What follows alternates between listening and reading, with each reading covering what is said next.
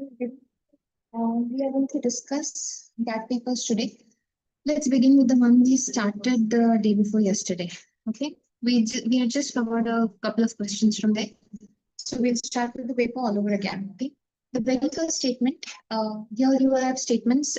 You have to verify if the first and the second statement are true, and the second one does explain the first one or does not explain the first statement. So on and so forth. Okay, so here we go. Grand Banks are one of the major fishing grounds of the world due to the presence of a vast continental shelf. Okay? And statement 2 says planktons grow in shallow waters. First of all, this is where Grand Banks is. Let's try to see where Grand Banks is. Yeah, this is what we are looking at when we say Grand Banks. Okay, we are looking at the North America. Okay, there you have Canada above and USA below. Okay, and over here there is an island just off the coast of Newfoundland. You will find this space. Okay, this space here you have a vast continental shelf. That is true that there does exist a vast continental shelf over here. And also the other thing is that there is the cold Labrador current coming from the Labrador Sea, and there is the warm Gulf Stream moving upwards. Okay, moving upwards in the northeast direction, towards the northeast direction. So what happens over here is there is a mixing of the warm and the cold currents. The cold currents usually have a two-way thing. First of all, it will give rise to dense fogs. More importantly, the cold currents are also responsible for the upwelling of cold water. Also brings about nutrients. Okay, when these nutrients come up, what really helps is the planktons. Okay, the planktons grow very well with this new infusion of nutrients, and that is why, of course, if the planktons grow well, then whether if they are phytoplanktons, I mean plants as in planktons, or even the animals, then obviously smaller fish will come in to eat the planktons, and behind the smaller fish come the larger fish to eat the bigger smaller fish. Okay, so we are looking at this in general. Okay, so we are saying, of course, yes, with the growth of as long as the plankton grows well, one, first of all, that the Grand Banks are you have a major continental shelf over there. If you have a vast continental shelf, then clearly what happens with the vast continental shelf is that the waters are very shallow, okay? Because the continental shelf is only considered as an extension of the continent. So obviously the waters there are very shallow, which means that the sunlight can easily penetrate into it. Okay, and when clearly the plankton get enough sunlight, the planktons will grow very well in shallow waters. And of course, as long as they get good enough sunlight, then obviously that should do well for the fish. The fish should do well over there. Obviously, it is one of the largest, one of the most major fishing grounds of the world. Okay, that and Dogger Bank. Okay, similar situation over here. You're talking of the Dogger Bank over here. Okay, so once again, you have a vast continental shelf, and because of that, you have a good amount of, because the continental shelf is vast, clearly the plankton will grow very well. And since the plankton grows well, clearly it's one of the largest fishing grounds. Okay, Dogger Bank over here off the coast of UK in North Sea. This is where you're talking about Dogger Bank in the North Sea. And one second. Okay. Here we are saying Dogger Bank in the North Sea and Grand Banks over here. Okay, this we are calling as the Dogger Bank. This we are calling as the Grand Bank. Okay, so we are saying these are the two famous fishing areas. And of course, you have this coast, the Pacific one. Okay, that is also one very major fishing region. All right, moving forward.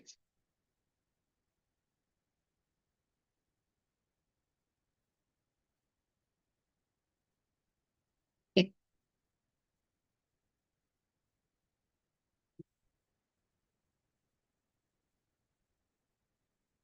Question number 58. Which of the following statements are correct? The tropical cyclones of China Sea are called typhoons. Tropical cyclones of the West Indies are called as tornadoes. And cyclones of Australia are called willy willies. Okay. Tropical cyclones are essentially low pressure systems wherein there is a low pressure in the center and high pressure surrounding it. So obviously air will come rushing from the outer region to the inner region.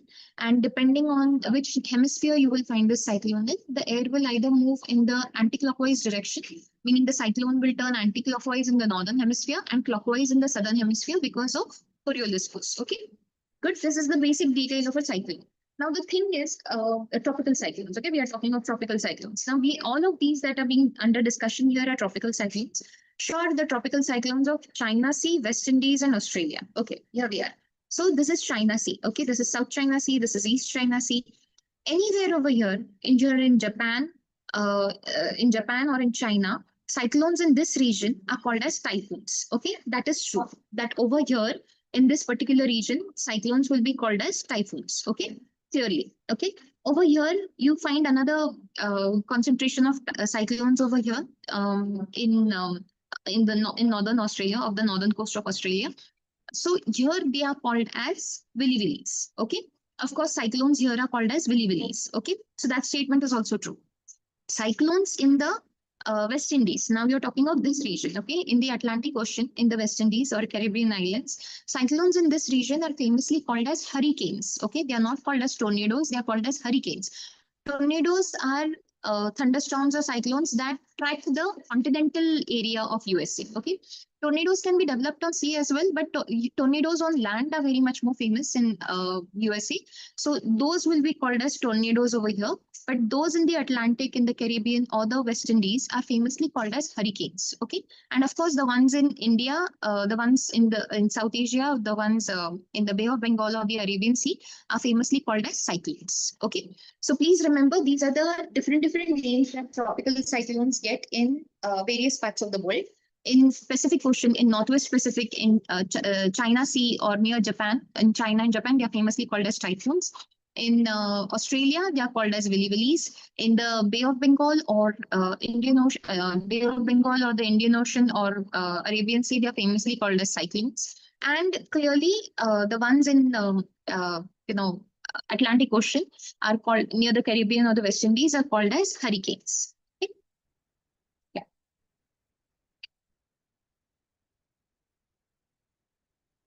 So to check our answers over here, of course, tropical cyclones of China Sea are called as typhoons.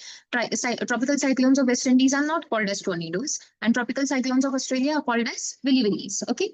The fourth sentence says, formation of an anticyclone results in a stormy weather condition. An anticyclone is a high pressure system. Okay, so clearly there's a high pressure in the middle and there is low pressure surrounding it. Okay, this is a low pressure region. So obviously air is diverging. Okay, on the surface, the air is going outward in the outward direction. Okay, that is where the air is going. Now, if the air is moving out in an outward direction, clearly it means from in the upper atmosphere, clearly the air is descending on this high pressure system. Okay.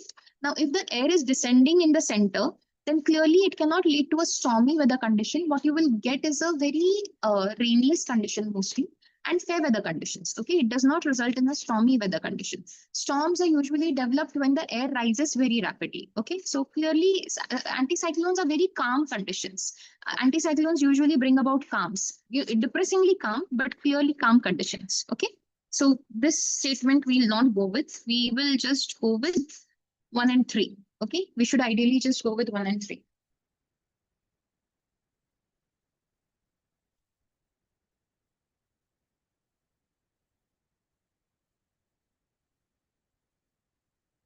Question 63 over here. We are looking at question 63.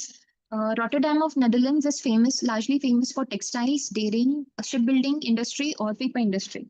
The answer to this is going to be shipbuilding industry. That's been the traditional industry in Rotterdam. It's one of the busiest ports of Europe. And it is famous also. Rotterdam is famous like that. But shipbuilding industry is a traditional industry there. Clearly, because it used to be a port, hence the history. But that's what the answer is going to be: shipbuilding industry.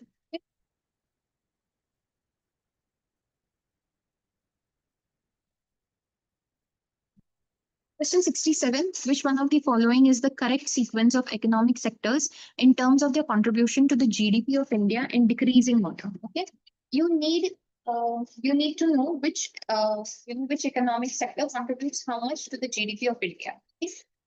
So first of all, the answer here is going to be one. First of all, the service sector. The service sector usually contributes more than 50 to 60% is the service sector contribution.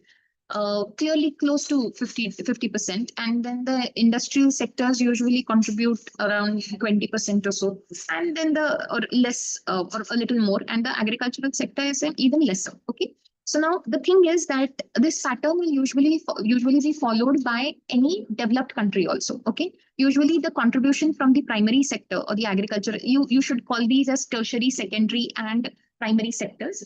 This is the primary sector, this is the secondary sector, and this is the tertiary sector. Okay. Now, the primary sector usually means all those activities, economic activities that are derived directly from nature. Okay. So you can call that mining, fishing, farming, hunting, gathering. You're looking at these activities. Okay. These are those activities that will usually contribute. These are usually included in the primary sector. A larger dependence on the primary sector means your country is not very well developed in terms of technology or infrastructure, because people still have to depend on these very primary and very basic means of survival. Okay. So clearly, a lesser dependence on primary sector is usually considered a good thing. Okay? Secondary sector usually means that you are trying to, it's whatever output you get from the primary sector is usually processed, or there is some value addition to it, and then that is sold on forward. Okay. So that is usually the industries. So all kinds of manufacturing industries would be included in the secondary sector. Okay. So usually, yes, a good amount of money comes from the manufacturing sector also. So a good dependence on secondary sector is good. Okay. Now let's look at tertiary sector. Tertiary sector means all sorts of trade, commerce, service industry. So all that is included in the tertiary sector. So even education or hospitals, hotels, the hospitality industry, or then you're looking at transportations, everything here, trade and transport, everything should be ideally included in the service sector. Okay.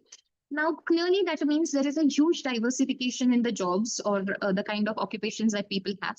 And not just that, it also means that you are trying to gain more money. Usually the service sector means that you gain more money than you ever put into it. Okay, the profit margins are clearly higher in the service sector. Okay, so clearly, if you have the service sector as your largest sector as far as economic contribution is concerned, then clearly you're doing well. Okay, the country is clearly doing well. So even in India, the process does follow that it should be first the service sector, and that has the largest contribution, followed by the industrial sector, followed by the agricultural sector. Okay.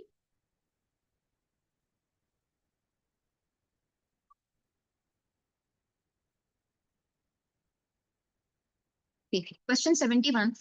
If news is broadcast from London at 1:45 p.m. on Monday, at what time and on what day will it be heard at Dhaka at 90 degrees east? Okay. Now here's how this works. We are saying that there is a news that is broadcast from London at 1:45 p.m. on Monday. Okay. We know very well you have two places to consider. One is London, the other is Dhaka. Okay. What do we know about London? That London lies very close to the prime meridian. So clearly we are going to consider that at 0 degrees. Okay. Now, the longitudinal difference between London on one hand and Dhaka on the other hand is going to be 90 degrees. Okay, that is the longitudinal difference because we are counting from 0 to 90 degrees. Okay, 0 to 90 degrees of difference will translate into how much time in terms of hours and minutes. 15 degrees translates to 1 hour. Okay, so 90 degrees will translate to 6 hours. Okay, 15 6 are 90. So that will give you 6 hours. So clearly London and Dhaka are clearly 6 hours apart. Okay, obviously Dhaka is ahead of London because Dhaka will be 6 hours ahead of London, obviously. So we are saying that because Dhaka is towards the east. Okay, so countries on the east are ahead in time, ahead in the day. So we are saying that Dhaka is 6 hours ahead of London. So if there is a news that is being broadcast from London at 1:45 p.m., then 6 hours ahead of that is what the time will be in Dhaka at that particular moment in London. Okay. So what is 6 hours ahead of 1:45? It will be 7:45 p.m. on Monday. Okay. You're going ahead in time. So clearly the reference time, you have to add to the reference time. So 6 hours added to the reference time is going to be 7:45 p.m. on Monday. Okay. The rule here to follow is east gain add. Okay, you say that if you're moving towards the east, then you will gain time, and so you will add to whatever reference time you have. And if you're moving to the west, then west lose subtract, as in if you're moving towards the left from the reference time, then here you're going to lose time, and so you have to subtract from whatever the reference time is. Okay. In our case, what we did was we knew London was at 1:45 p.m. Okay. And we knew London, and clearly we were moving towards the east. If we were moving towards Dhaka, then we were clearly going towards the east. Okay. And how much time did we have to go towards the east? 6 hours. So we had to add 6 hours to whatever time in London was. Okay. Okay. So if the time in London was 1:45, we had to add 6 hours to it.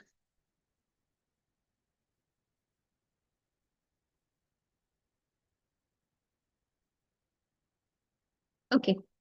Question 75, we are looking at a list of geographical features, and there is the second type. The second list is the type of the geographic process that makes these features. Okay, so the features are going to be cirque, yardang, barkhans, and drumlins. And here are your options. You are either looking whether they are a depositional feature of a glacier, wind, or an erosional feature of a wind or glacier. Okay, that is what you're looking. You are looking at two major agents, wind and glaciers, winds and glaciers, and you're seeing if these are erosional or depositional landforms of it. Okay. Cirque obviously is that of a glacier. Okay. Cirque is a landform of a glacier, and it is an erosional landform of a glacier. Okay.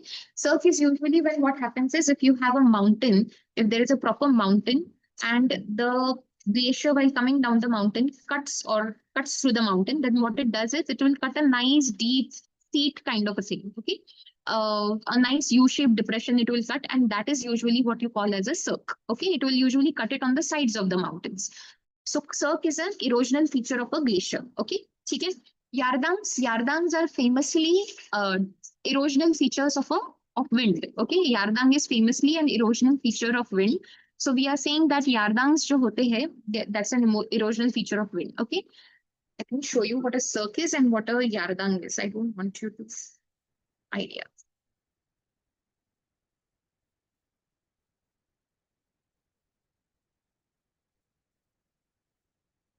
Okay, just a moment.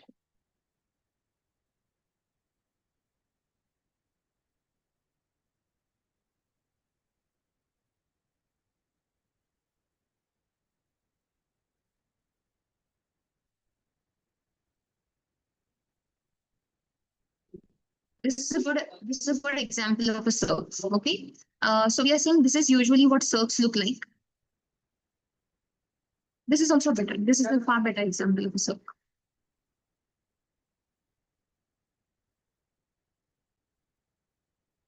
This is what a cirque looks like. Okay. When all the glacier or the ice, usually when coming down the mountain, it covers this land completely or the rock completely, and what is left behind is a depression of this form. Okay. It looks like a long, deep depression. So that is what is left behind. And usually when the glacier moves out, what is left behind is the ice in the little depression. And when that melts, these cirque lakes or tarns are formed over here. Okay. This kind of a feature is called as a cirque lake or a tarn. So this is essentially what a cirque is. This is an erosional feature of a glacier. Okay. On the other hand, let's look at what yardangs are.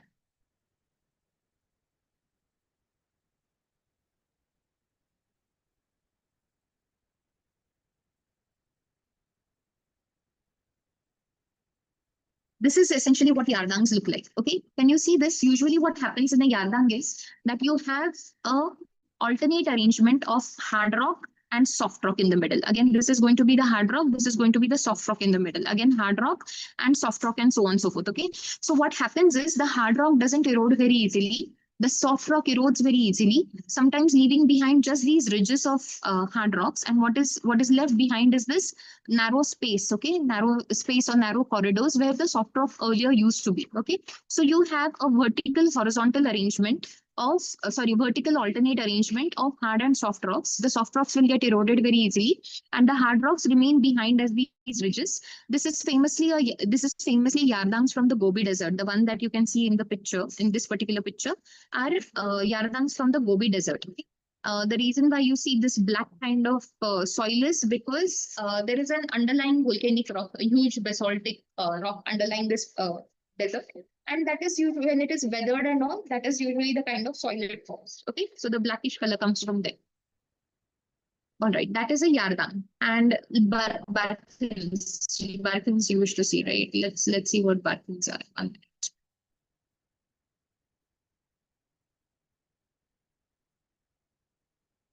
Barkans are dunes. Okay, we are saying, see these kind of dunes. Okay, you're looking at dunes. You're looking at proper dunes.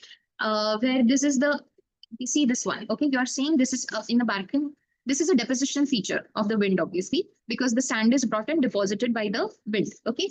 Now here clearly what happens is this is the wind direction. Okay, this is the direction in which the wind blows. Usually this side, the windward side is considered pretty gentle, and the leeward side is pretty steep. Okay, it is pretty steep over here, and that is usually how a Barkan looks like. Okay, this is how Barkans are formed. It's a deposition feature of the wind. And what was the last thing? Drumlins. Drumlins are again a depositional feature of the glaciers. Okay. Mhm. This is what we are looking at when we say it's a drumlin. Drumlin is usually glacial till. Can you see this feature? Drumlin is usually glacial till deposited. Okay, now this is pretty large drumlin. There can be smaller drumlins also. Usually, when all these drumlins are placed together, it looks. If you look at it from above, it is going to look like a basket of eggs. Okay, so multiple drumlins together is called as a basket of eggs topography. That is another famous term that is associated with it. Okay. So this is essentially what a drumlin is like. Depositional feature, it is usually glacial till or boulder clay that is deposited over here. If it is glacial till, there is very little, boulder clay is at least a little fertile. Glacial till being deposited is just a hindrance to agriculture. So drumlins are not usually considered very good for agriculture. Okay, you'll have to clear the land before you actually cultivate it. So this is it. So let us consider this. We are saying cirques are erosional features of a glacier.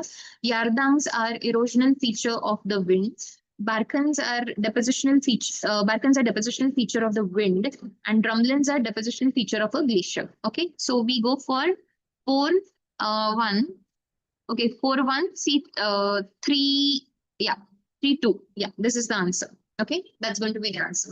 4-1-3-2. Yeah.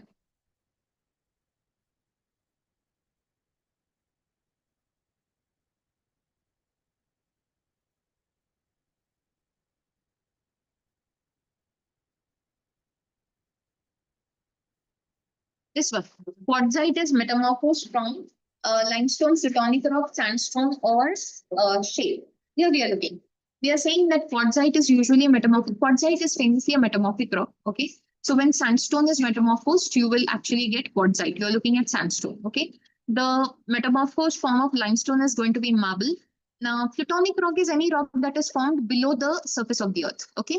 So if you're looking at, say, for example, granite would be considered as a plutonic rock. So a metamorphosed form of granite would be nice. And shale is considered a normal sedimentary rock. Okay. So if shale has to be metamorphosed, it will usually turn into schist. So for quartzite, we are looking at sandstone.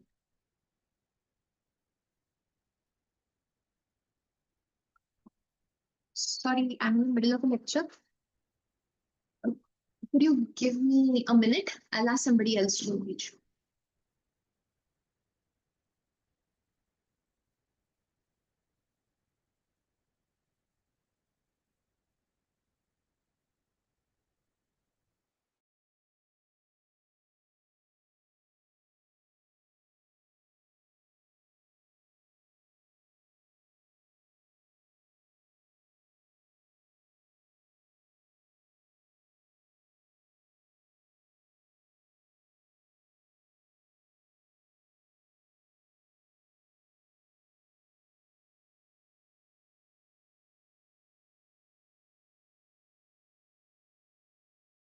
Sorry, we lost the connection there for a minute.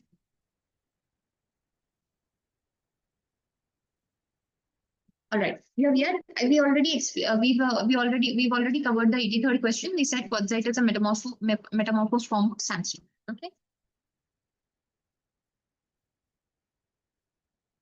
Here we are. Question 87. We are looking at the permanent wind that blows from hot latitudes to the equatorial region is called as westerlies, trade winds, doldrums, or easterlies. Okay, you're looking at these various winds. The questions here to be considered is permanent winds that blow from hot latitudes to the equatorial region. Okay, so we are looking at this part. Just a moment.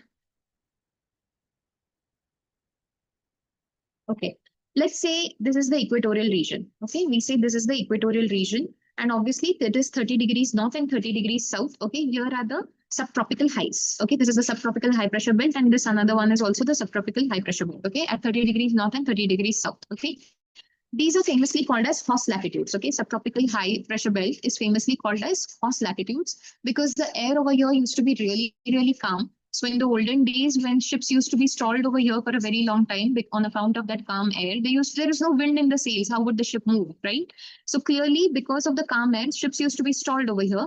And then to save or conserve water, what the crewmen used to do is that they used to throw off the livestock of the ship through the livestock of the ship, usually horses in that case. So clearly, these latitudes famously came to be known as Hauss latitudes. Okay, so if there is there is a permanent wind or a planetary wind that blows from the Hauss latitudes towards the equator, that is famously called as trade winds. Okay, in the northern hemisphere, they are called as the northeast trade winds. Okay, and in the southern hemisphere, they are called as the southeast trade winds. Please remember, winds are always named in the direction of from which they come. Okay, the winds are always named after the direction in which they come, from which they come. So we are looking at northeast trade winds and southeast trade winds. Okay, clearly northeast and southeast trade winds should have ideally come straight north to south.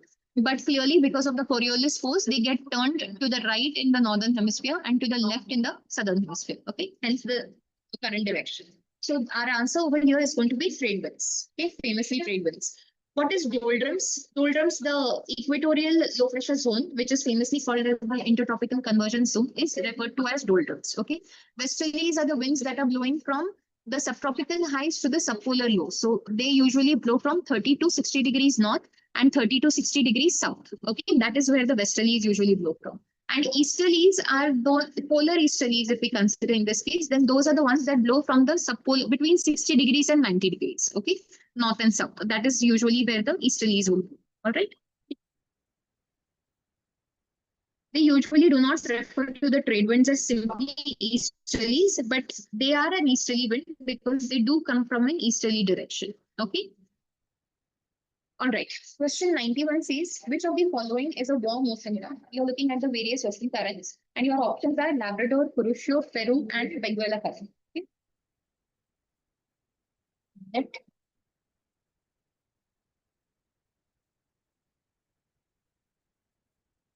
We are looking at a warm ocean current. Labrador is famously a cold current. We just saw it when we were looking at the Grand Banks. We said that Labrador comes from the Labrador Sea, so clearly it is a cold current, okay, in the North American side of the world. Kuroshio is a warm current, clearly. Peruvian current is famously Peruvian current or the Humboldt current, flows on the west coast of the South American continent. That is famously a cold current. And Benguela is again a cold current that blows on the western coast of in the southern part, the southwestern coast of the African continent. Okay.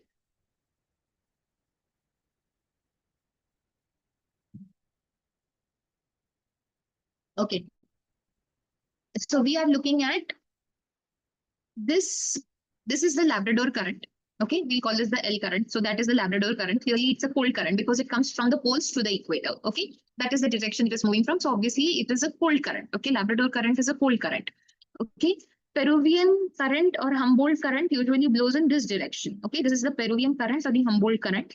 And this is also famously a cold current. Once again, it comes from the poles and goes towards the equator. That is the general direction. So this is also going to be a cold current. Okay, this is another important current, the Benguela current. Okay, this Benguela current is again a cold current, once again blowing from the equator, flowing from the equator, flowing from the poles to the equator. So once again, a cold current flows on the western coast of Africa. Okay, southern Africa. We are looking at southern Africa.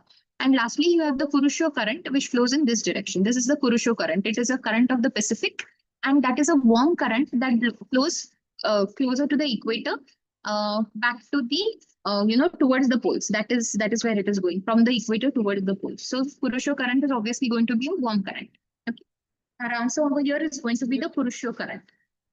If we are looking at various currents, then the answer is going to be Kuroshio current. Okay. We'll go with answer B, Kuroshio current.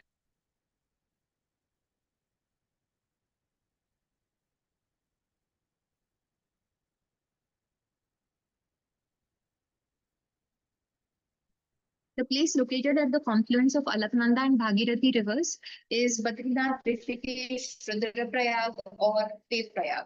Okay. Now here we are. We are looking, the answer should ideally be Devprayag, as it is shown in the paper. That is very true. It's a very famous site to see the Alaknanda and the Bhagirathi rivers. Let me see if we have a.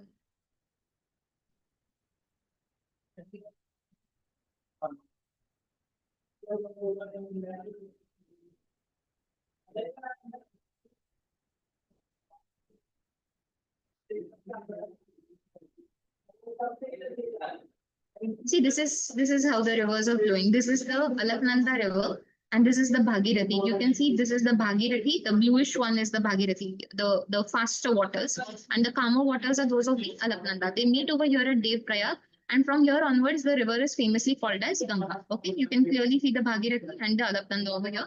The Alaknanda is a quieter flow. The Bhagirathi is clearly a faster flow. Okay? And this is where the rest of your answers lie. Okay, you are looking at the rest of these places. You are saying Badrinath is clearly this is where closer to Badrinath is where the Alaknanda river starts. Okay, so you're clearly looking at that. You're saying that clearly the Badrinath river is closer to that. And then this is the Mandakini. The Mandakini comes down and meets the Alaknanda at this point that is famously called as the Rudraprayag. Okay, and Devprayag is clearly where the Bhagirathi and the Alaknanda meet. So that is going to be the Dev Prayag. Okay, this five Prayags are famous. The Panch Prayag is very famous. You say the Dhauli Ganga meets the first four Prayags are rivers meeting the Alaknanda. All the rivers are meeting the Alaknanda only basically. But here we are saying that when Dhauli Ganga comes and meets the Alaknanda, that is called as Vishnu Prayag. When Nandakini meets the Alaknanda, that is famously called as the Nanda Prayag. Then the Pindar comes and meets the Alaknanda, that is called as the Karna Prayag. And the Mandakini coming and meeting the Alaknanda is the Rudraprayag. And finally, the Bhagirathi meeting the Alaknanda is called as the Devprayag. Okay, so these five Prayags are famous. Rishikesh is where the Ganga enters the plain. So that is the, sorry, not enters the plains. Rishikesh is ideally where the Ganga is going to, it enters the plain that Haridwar. Rishikesh is the place where Ganga is, how do you say, it is the foothills of the Himalayas. So clearly a little towards the foothills of Himalayas. That is where, that place is very famous for river rafting and Rishikesh is famous for that. Okay, this one. Which one of the following pairs of power projects is not correctly matched? Okay, Papanasham in as hydropower, Neyveli hydropower, Ukai as thermal power, Rana Pratap Sagar as hydropower. Okay, we are right over here. Papanasham is hydropower, and so is Rana Pratap Sagar. This is on the Chambal. Rana Pratap Sagar is famously on the river Chambal. Okay, so it is a hydropower project. Ukai is thermal power, that is true, but it is closer to that Tapi dam. It is closer to Tapi River. Okay, so that is where the project lies. Ukai is a famous thermal power project. Okay, and Ukai Dam is also famous for that Tapi River. Okay, but here we are concerned with Neyveli. Neyveli is concerned with thermal power. Remember, we do not, the thermal power does not come from purely coal, it comes from lignite. Neyveli is a very huge source of lignite. Okay, so this is where your thermal power is coming from. The answer is going to be Neyveli. Papanasham should be on Samira Barni. Let me check once.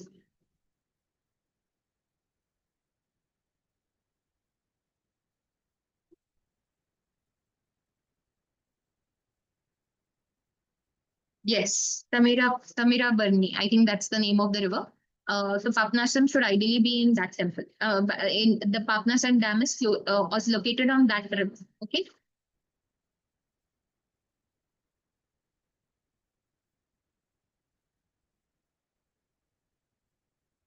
We don't need reference. Just give me a minute.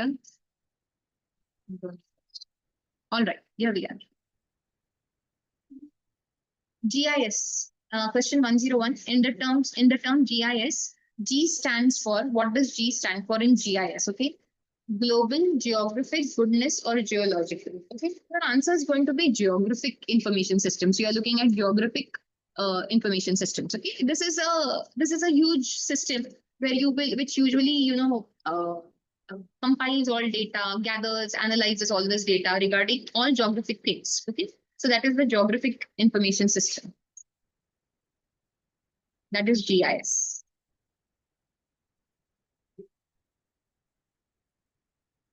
Hey, this next question, we are talking about question 104. Which one of the following is the correct sequence of oil refineries in India in respect of their time of establishment? Okay. So we are looking at the correct sequence of oil refineries in India with respect to their time of establishment. We are starting with the earliest. Obviously, you should know the earliest refinery is going to be Guwahati. Okay, this is either going to be option C or option D. Okay, you have to start with Guwahati. Guwahati was where the first ever refinery came up. Okay, big boys. Out of these four, this is Guwahati is going to be the first refinery. Okay. Then you have Barauni. Okay, Barauni in Bihar was the next refinery. I think it was just established 2 years after Guwahati. Then came Haldia. Haldia was around 10 years later. Okay, that was Haldia, and lastly was Mathura. Mathura is in the early 80s. Mathura refinery, and that was the first refinery that we established not on the basis of proximity to the source, but proximity to the market. Okay, the Mathura refinery is not closer to any oil wells or something like that, or natural gas sources. The thing with the Mathura refinery is that we needed oil and gas in the middle of a market, and that is where Mathura was. So the Mathura refinery was established there. It is a market-based refinery, not a source-based refinery. Okay, the rest are all source-based refineries.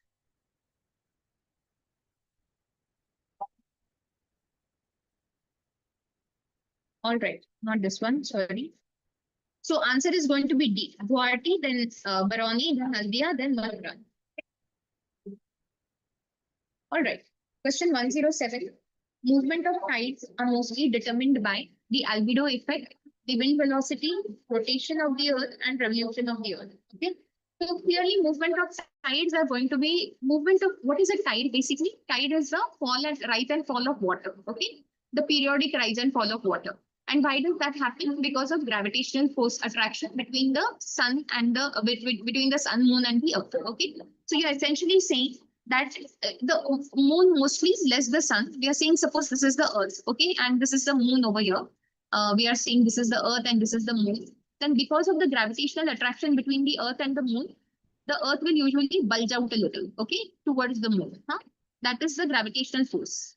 And because of the rotation of the earth, because the earth is rotating, an equal and opposite bulge is developed on the diagonally opposite side of the earth, that we call because of the centrifugal force. Okay, so if this was because of the gravitational force, this bulge is because of the centrifugal force. And this is where these two places are the places on earth where you will receive high tides, okay, where you will experience high tides at a given point in time, okay, which is the place which is closely attracted by the moon. That is what we are saying. So these two places will develop high tides, and that is going to be because of the rotation of the earth, obviously. Okay, it is both the gravitational attraction of the moon and the rotational force of the rotation of the earth, which is going to ultimately give rise to these high and low tides. Okay, revolution of the earth will usually cause revolution of the earth, mixed with or in combination with the tilt of the earth, will usually result in the seasons, or the way we experience seasons, or the varying length of day and night,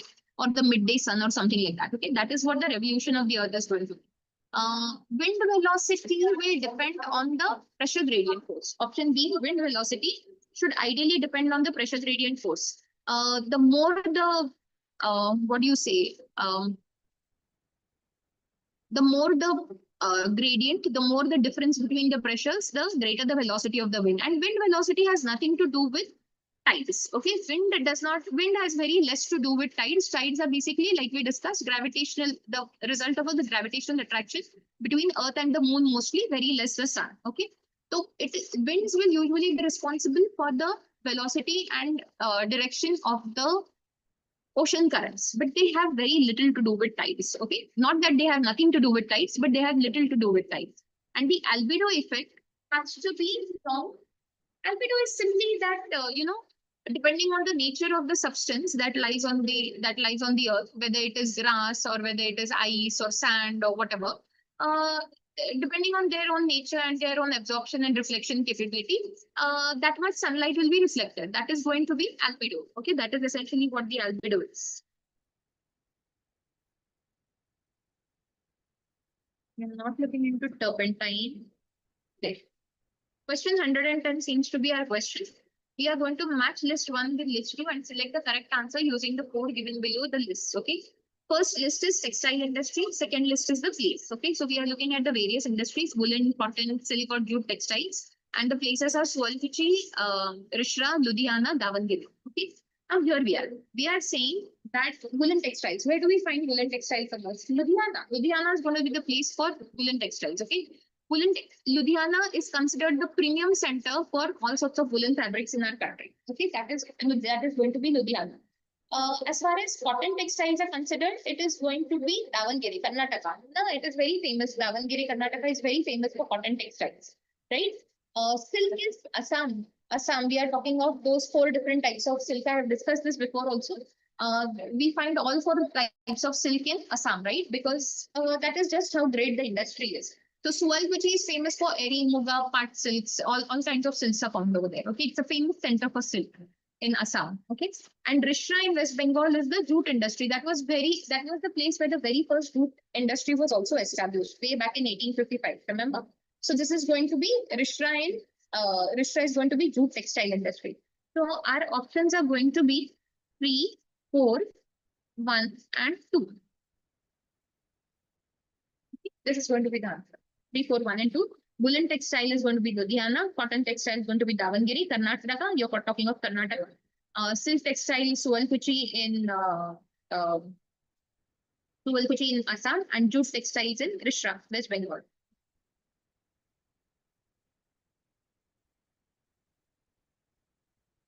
Which one of the following sequences is correct for rainfall? We are looking at which one of the following sequences should ideally be considered correct for rainfall. Okay.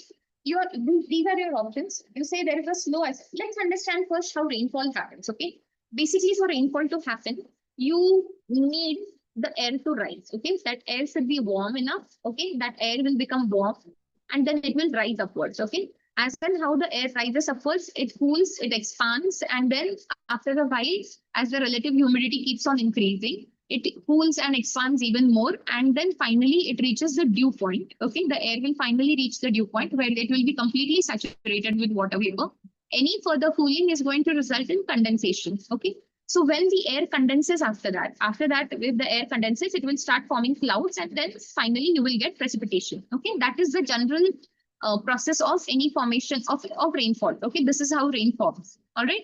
Now, it depends on whether the air is ascending slowly or whether the air is ascending quickly for the size of the rainfall. Okay, the raindrops, the size of the raindrops will depend upon whether or not the air is ascending slowly or whether the air is ascending very quickly. Okay, so if the air is ascending slowly, what you will essentially get, the size of the raindrops formed will actually be smaller. Okay, you will get a light drizzle or something like that. But if the air is ascending very quickly, then usually the condensation happens also very quickly, and because of that, you can see large raindrops being formed, or then hailstones. If the condensation happens below the freezing point, then clearly something like hailstones or something can be formed. Okay, so we are saying that it depends on, if the air is rising and the pressure is falling, then clearly you need to check out how the air is rising. Okay, that will decide what the size of the raindrops is going to be. Okay, so here your options are slow ascent of air, slow condensation, and heavy downpour. Okay, let's look at the first thing. Okay? Clearly, slow ascent of air and slow condensation will give you rainfall, but that will not result into a heavy downpour. Okay, that should ideally result into a drizzle sort of thing, light rain. Okay, you're saying that will result into light rain, where you will get, a light amount of rainfall and clearly not a heavy downpour. Okay, this rapid ascent of air and large raindrops should ideally result in a heavy downpour. Okay, and if the condensation happens below freezing point, then that can even result into sleet or hailstones. Okay, So clearly that is happening. With the rapid ascent of air, that is correct. Okay.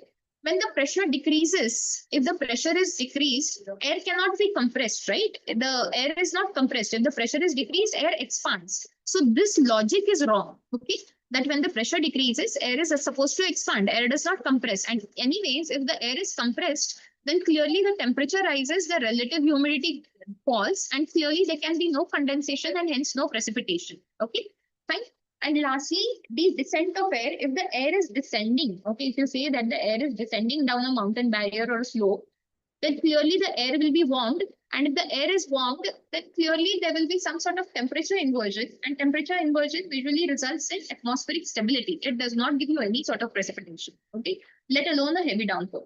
So this is going to be wrong. You do not get a heavy downpour in this case. That here you will get atmospheric stability and hence very little precipitation or almost zero precipitation. Okay, that's what you're saying.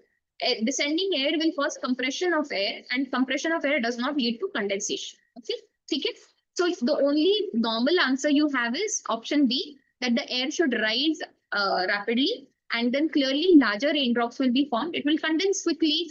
Clearly larger raindrops will be formed, and they will come down in the form of heavy downpour. Okay.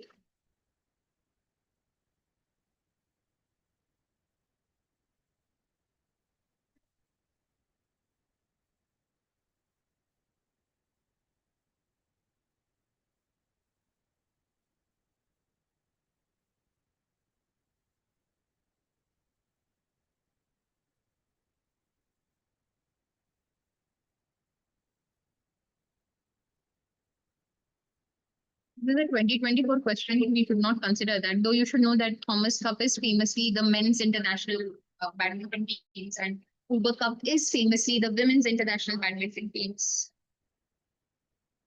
China and South Korea, if I'm not wrong, are the current holders of that cup. Consider the following statements about Drishti system. Okay, it is a sophisticated instrument to assess the runway visual range. Yes, we are definitely doing that. Drishti is about the. It is usually we are trying to see. We are trying to avoid accidents on the runway. So we are trying with this system. We are trying to assess the runway visual range in severe weather, in inclement weather. Okay, that is what we are essentially trying to see. So it is a sophisticated system. Let me show you what the Drishti system does. They have a good explanation for the Drishti system.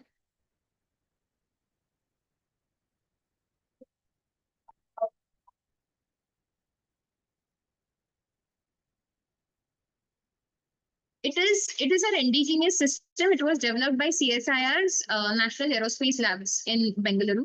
And so clearly not the Airports Authority of India. The second statement would be wrong. It was not developed by the Airports Authority. It is usually what you get is a transmitter and a receiver, and they are separated by a 30-meter baseline. And that will continuously give you a good visual of what the runway is going to look like. Okay.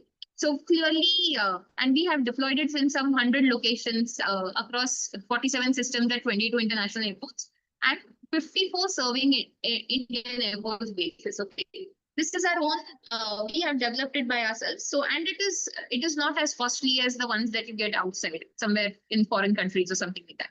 It will usually help guide the pilots through low visibility conditions like fog, dust storms, heavy rains. And India is right. We are currently witnessing heavy rains. So it is very good for us, like we said, for inclement weather. Okay. So it is a sophisticated system instrument to assess the runway visual range, and this system was not developed by Airports Authority of India. Airports Authority of India is supposed to manage how the airports work. Okay. That is not for developing, that is not for technological know-how. That is not how that is. Oh, the option here is going to be one only. Huh? No, not here. Here, the option is going to be one only. Okay, only the first statement was correct. So 125 should, the answer for 125 is going to be one only. A.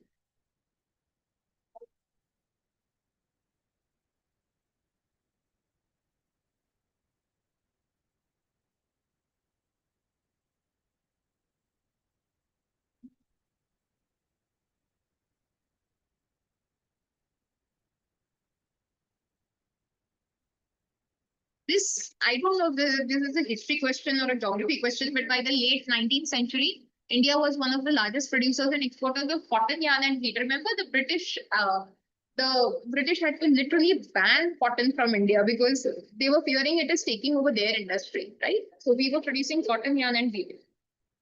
Iron and steel started, the first steel was produced in India way back in 1913, right? So clearly iron and steel industry cannot be that. Sugar and alcohol industry had also not, or sugar and rice industry had also not progressed to that point of time. So the logical answer is going to be cotton, yarn, and wool.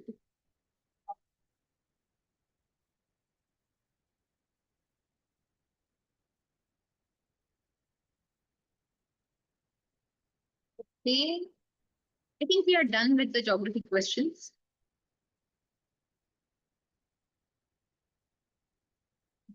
We are done with the geography questions. Okay, over here. We are good. So that was one paper. Let's move on to the next one. Let's take a 2-minute break before we move on to the next paper. Yeah.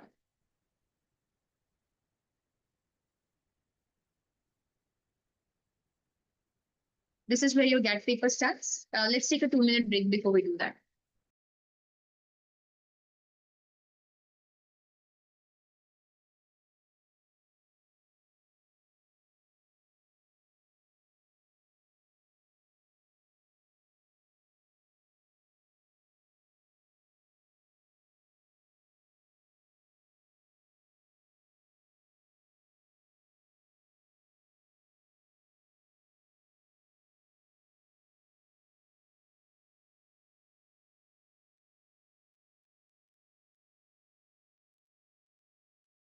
Okay.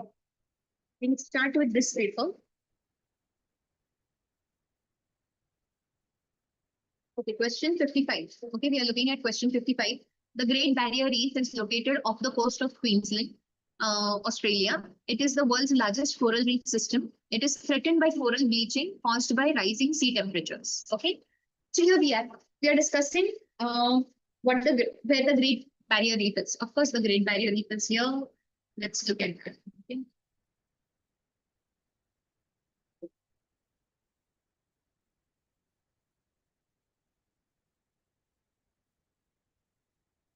No, I need a map. This is what we are looking at. Okay. This is where the Great Barrier Reef will be found, and of course, it is off the coast of Queensland. Okay, this part is going to be Queensland in Australia. This part is famously called as Queensland. So this is the Great Barrier Reef along this part, and again, it is one of the largest coral systems in the world. Okay, it is not one of the largest; it is by far the largest coral systems in the world.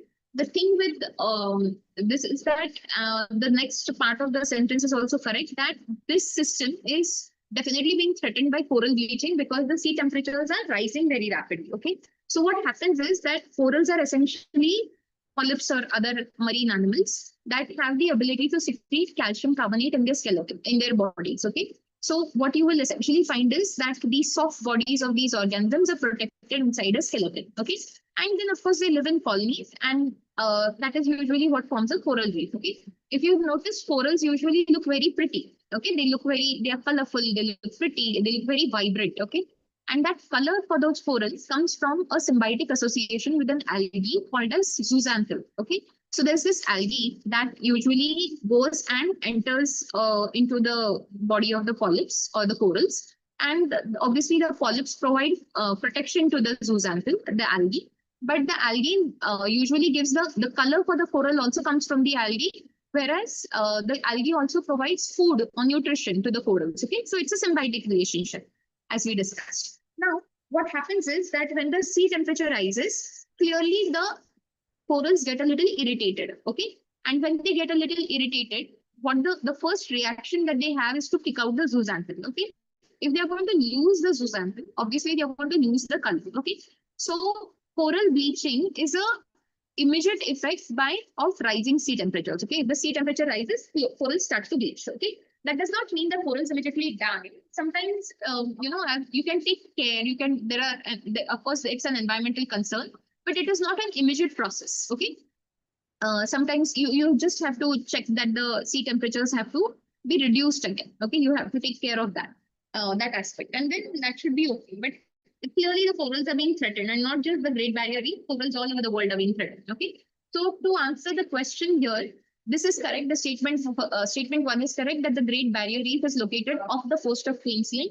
Australia. It is the world's largest coral reef system. That is also correct, that it is the largest coral reef system in the world. The second largest would be the one in Middle Americas, the Mesoamerican system. We are looking at that system. That is the second largest coral system.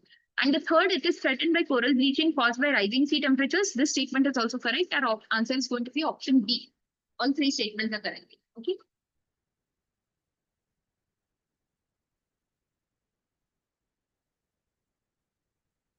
Okay. This one. We are looking at question 57.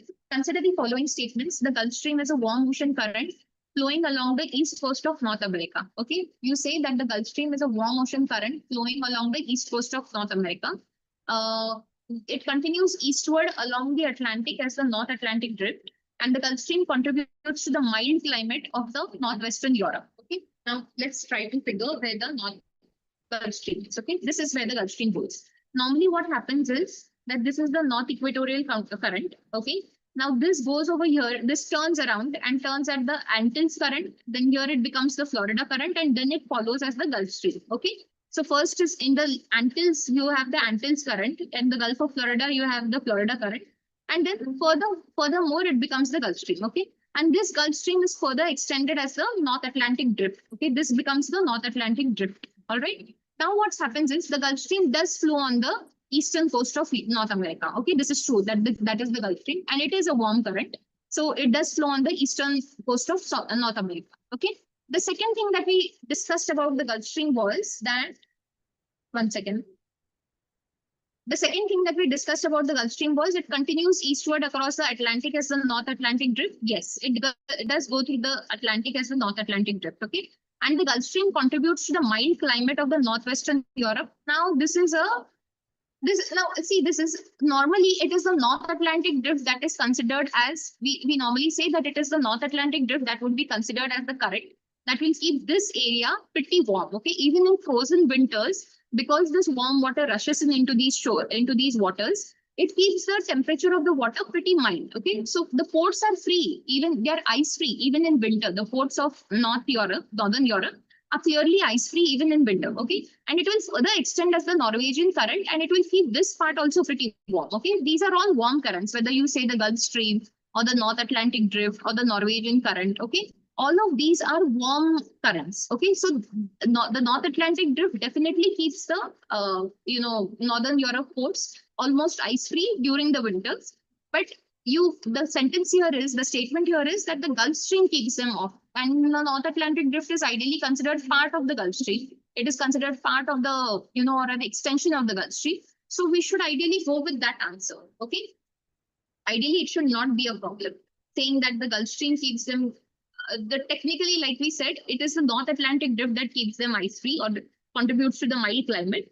But North Atlantic Drift is considered an extension of the Gulf Stream. So technically, it should work. Technically, you should say that the Gulf Stream, because North Atlantic Drift is considered part of the Gulf Stream, right? So we should go with all three statements are correct. Ideally, it should be all three statements are correct.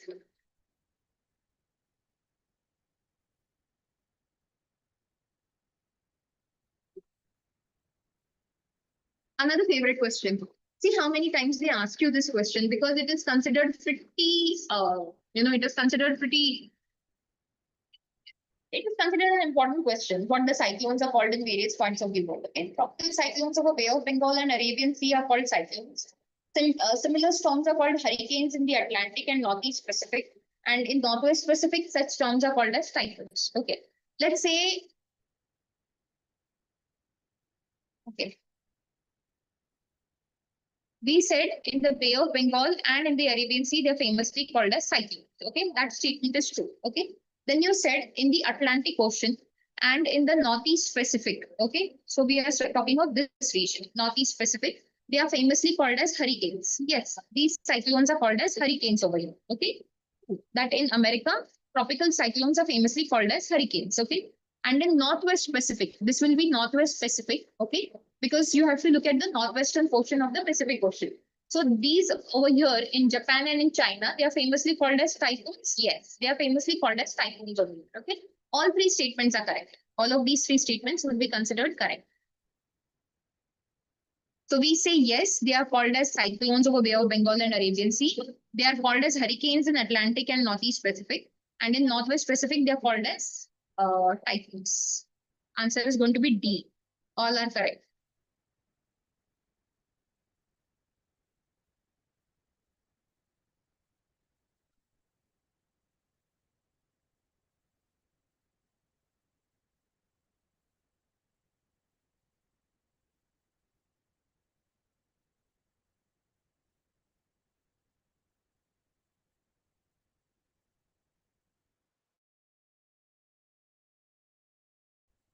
We are looking at geography questions.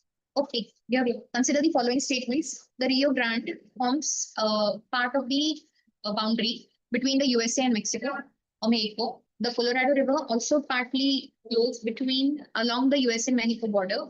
And the Mississippi River is an international boundary river between USA and Canada. Okay. Rio Grande is very famously a boundary between USA and Mexico. Okay. These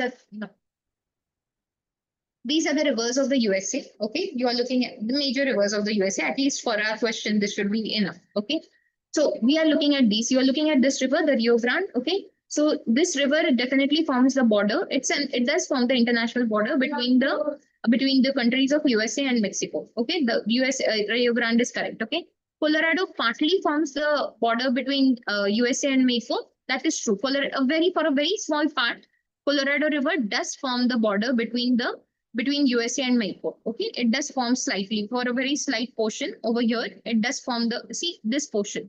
We are specifically talking about this portion. Okay, it does form the boundary between these two. Okay, okay.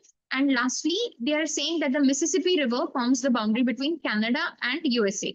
The Mississippi Missouri system. You can see this is Missouri is the longest river in USA, and it is a tributary of the Mississippi River. Okay, so the Missouri-Mississippi system lies completely within the interiors of the USA. Okay, it does not form an international border with any other country.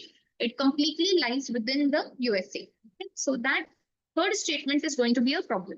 Okay, we'll go with Rio Grande forming a boundary between USA and Mexico, and we'll go with Colorado River also partly flowing between USA and Mexico border. But the Mississippi is not an international boundary between USA and Canada. We'll just go with answers options 1 and 2. So option A is going to be our actual answer.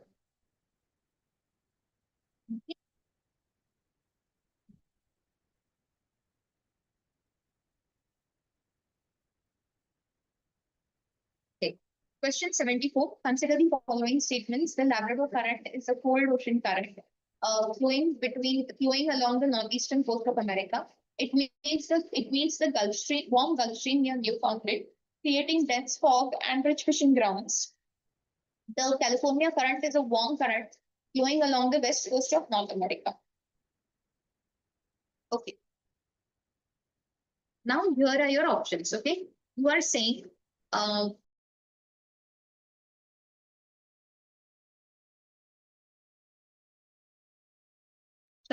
you were saying the Labrador Current is a cold ocean current flowing along the northeastern coast of America. Absolutely true. Okay, the Labrador does flow along the northeastern coast of America. It will come in the northern part. Okay, it will flow along the northeastern, so clearly in the northern part of North America. Okay, it meets the warm Gulf Stream near Newfoundland, creating dense fog and rich fishing grounds. Yes, of course. When the warm and cold ocean currents meet, clearly a nice fog will be formed, a dense fog will be formed, which makes it very dangerous for shipping or fishing in general. Generally, shipping is considered a little dangerous if dense fogs are formed.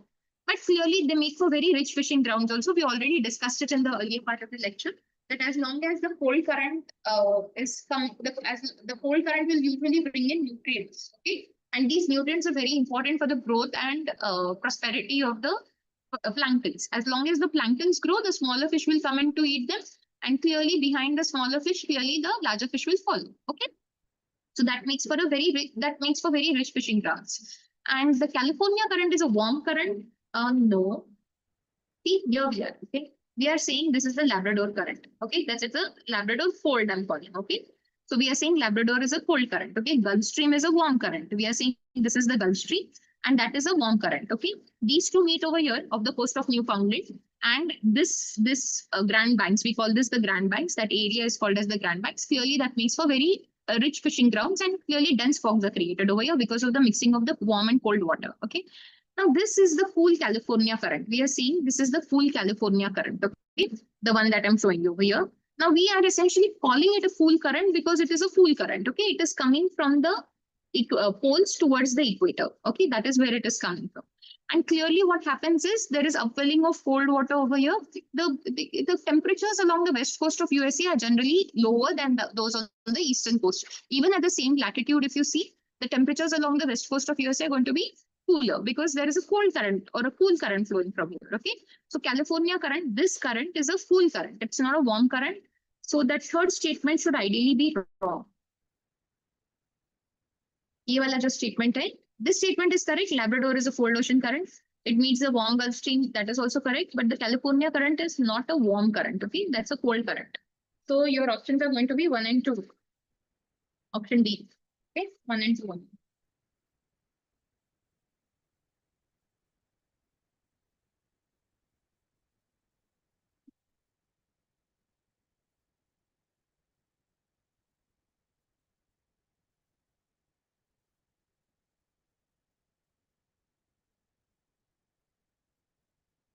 No, we do not have any geography questions over here. Good one. Which instrument is used to measure atmospheric pressure? We are looking at which instrument would be used to measure atmospheric pressure. Atmospheric pressure is measured by using a barometer. Okay, famously, barometers are used to measure atmospheric pressure. Okay, you used to measure pressure with a barometer. Hygrometers are used to measure humidity. Okay, we famously say hygrometers can measure humidity, and thermometers will measure temperature. Okay, thermometers are used to measure temperature. And anemometers are used to measure the wind speed and direction. Okay, you're looking at the wind speed and direction over here. Anemometers is for wind speed, velocity, not direction, but velocity. You're looking at wind speed or velocity over here. Okay, that is what an anemometer is. A wind vane will tell you which direction the wind goes in, but ideally this should be good. Okay, hygrometers for humidity, barometers for atmospheric pressure, thermometer for air temperature, and anemometers for wind speed or velocity. All right. Question 91. Consider the following climates. The Köppen climate classification is based on both temperature and precipitation. It uses a system of letters to denote different climatic types. And the Köppen system was developed by a German climatologist. Which of the following statements given above is correct? Okay. Let's look at this. The Köppen climatic classification is famously based on temperature and precipitation. What Köppen did is that he went and made a system based on observations of temperature and precipitation in a certain place all over the year. Okay, so clearly you measure climates and precipitation throughout the month and throughout the year. Okay, that is what they did. And so clearly it is based on temperature and precipitation. It uses a system of letters to denote different climatic types. Let me see if we have the Köppen climate classification. So I'll be able to explain it to you.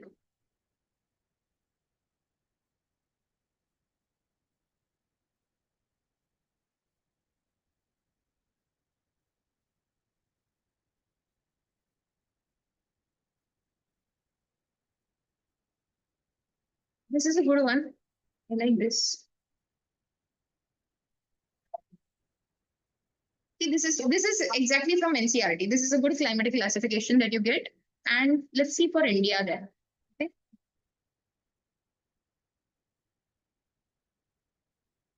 Okay, good. So normally climates are classified in this way. Can you see these? This is the way climates are classified.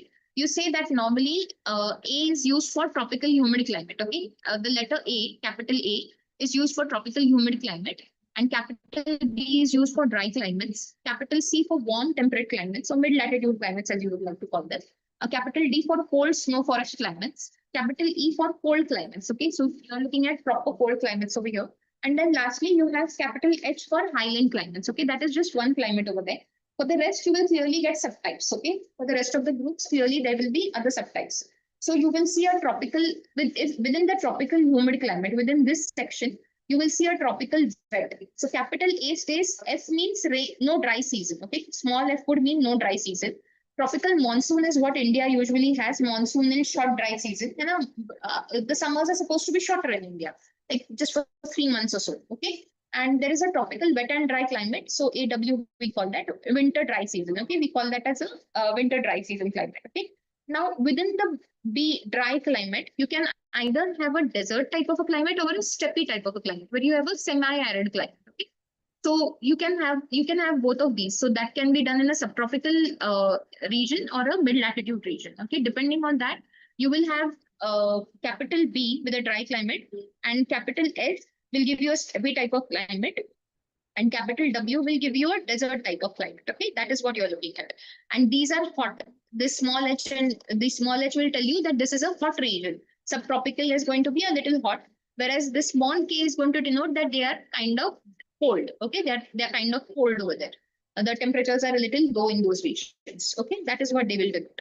Then this capital C is a warm temperate climate. So now this has a multitude of climates. Okay, and interesting climates. You have the humid subtropical. So clearly you will have no dry season. Summers are also pretty warm. That is capital C, small f, A. Okay, that is the kind of climate you will have. And Mediterranean, that's a famous climate where you have simply dry summers. That is very weird because normally summers are wet. So here you have a dry summer and wet winters. Okay, the winters are wet. So that is the Mediterranean climate, CS. Okay, and lastly, you have the marine west coast climate, which is once again not going to give you any dry season at all, and you have a warm and cool summer. Okay, that is how summers are going to be. Now, the capital D, cold snow forest climates will have humid continental as well as subarctic. The capital DF, we'll have a DF in India. No dry season, winters can be pretty severe. And subarctic are going to be DW, where the winters dry and very, very severe. Okay, that is going to be real cold now. DW is very cold. E is tundra climates, so ET, EF, no true summer. ET means no true summer. You don't ever feel warmth of there. Okay, and polar ice caps meaning perennial ice. That is how it is. Okay, and highland climates are simply highland. So you clearly have a group of letters: A for humid tropical, B for dry climate, C for warm temperate, D for cold snow, E for cold climates, and H for highland. Okay, and then these small letters will also denote different seasons. So this is true that these open climatic classification will not only be based on temperature and precipitation. It does use a system of letters to denote different climatic types, and it was developed by this guy. There was a German. He was a German-Russian combination. He was a German-Russian guy, Popin. So he developed this. Okay, so we'll go with 1, 2, and 3. Ideally, we should go with 1, 2, and 3. And we are on Popin's climatic classification. Let's look at the climatic types in India as well, because that is related anyhow. So this is the climate that we'll see. Normally, India's climate is considered AN. Okay, hot monsoon. That is considered India's general climate. General climate of India should be hot monsoon. Okay.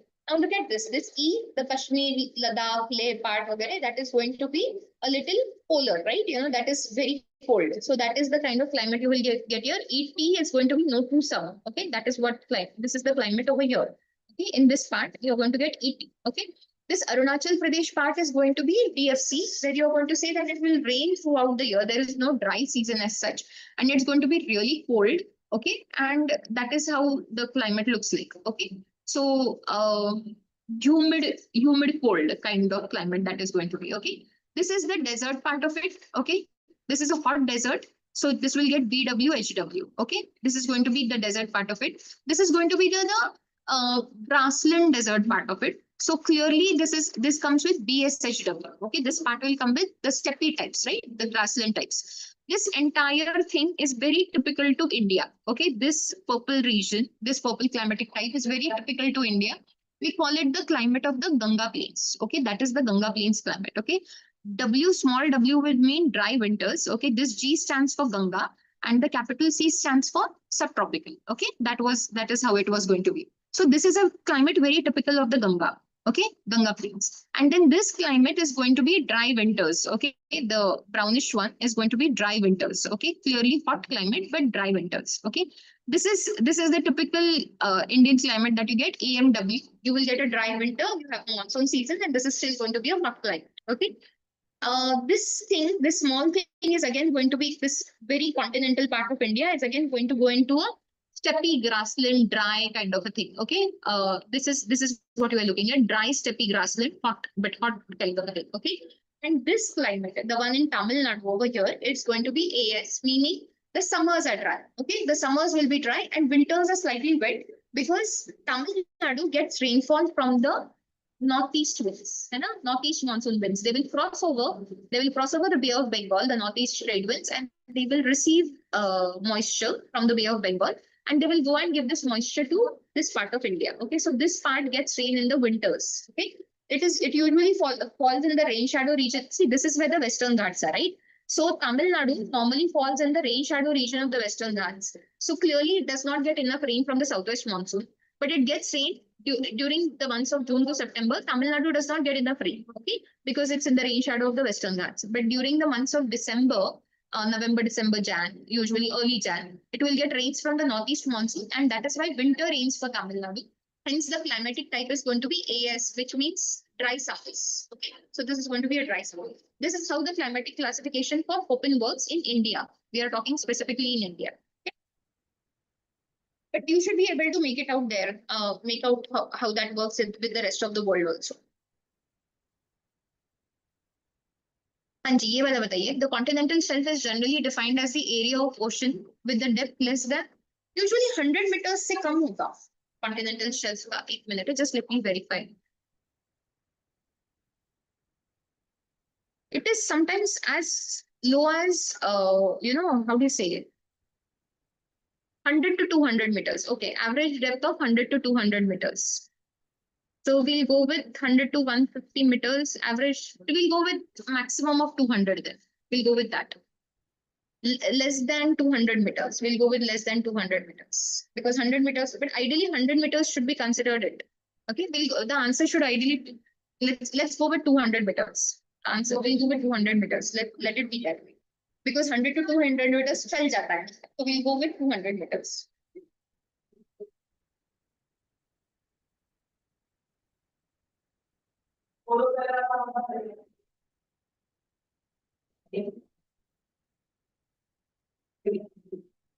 Just one moment.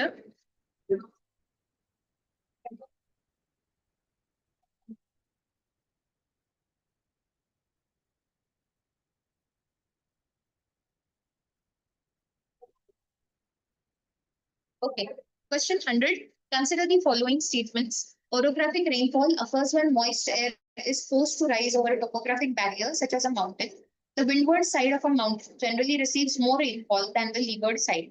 And the leeward side, which receives little rainfall, is referred to as the rain shadow area. Okay. You are saying.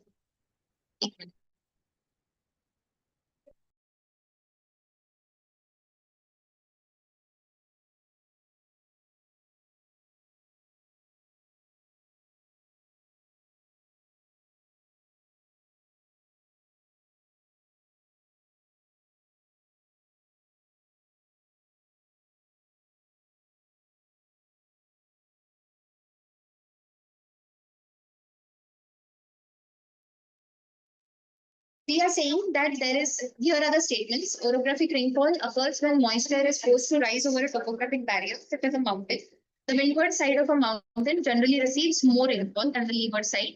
And the leeward side, which receives little rainfall, is referred to as the rain shadow area. Okay, here we say. Very correct. We say there is a mountain. Okay, of course, that acts as a topographic barrier. And when the winds, the moisture bearing winds usually try to hit this side of the mountain, which is called as the windward side. Okay, so clearly they will rise. Okay, they'll ascend. And when they ascend, then obviously what happens to air which is ascending? It expands, it cools, and then after a while, it condenses, right? Clearly it will become a little cooler. The relative humidity increases, the air becomes saturated, it reaches dew point, clearly condensation happens, and it rains. Okay, clouds will be formed and it rains. So this statement is correct. The windward side of a mountain generally receives more rainfall than the leeward side. This is the windward side of the mountain. This is the leeward side of the mountain. Okay. So yes, the windward side will receive more rainfall because the air is rising over here. Okay. What happens to the air when it goes to the other side of the mountain? It will start to descend. Descending air will obviously be compressed and hence the temperatures will rise. If the air temperature rises, there is no way it is going to cool and condense. Okay. So clearly that logically leaves no place for any precipitation on the leeward side. So as in how the air starts coming down the mountain side, clearly the precipitation will go on decreasing and decreasing because the air is being compressed. Okay. Waves are coming and they Oh, that way. Yeah, that would also be considered. For India specifically, we go for the whole Western Ghats thing. I'll show you it. Winds are coming. Ghats coming from Hmm, Kerala. So we say these are the Western Ghats, okay? They are the mountain barrier over here. So Bombay, Mangalore, these places will receive these places will receive more rainfall as opposed to say Pune or Bangalore because they lie in the rain shadow region, whereas Bombay, Mumbai, and Mangalore lie in the windward region. Okay, so they clearly get more rainfall. But So Arctic winds from there. Uh, they they will actually the Arctic winds are very cold actually. So how much moisture they might bring is beyond compare. But clearly Himalayas give us a good amount of protection from those Arctic winds. they act like a barrier. Yeah, Himalayas act like a barrier. So Tibet is pretty cold because of all that, right? Because this entire region, this region above the Himalayas, is pretty cold because Himalayas will act as a barrier to protect India. So we don't get this entire region in India doesn't get frozen because of that air. Okay, neither does it become dry. Yeah. So it is you don't see a maximum, a calamitous amount of rain, snowfall, or it does not become extremely cold and dry also in this case.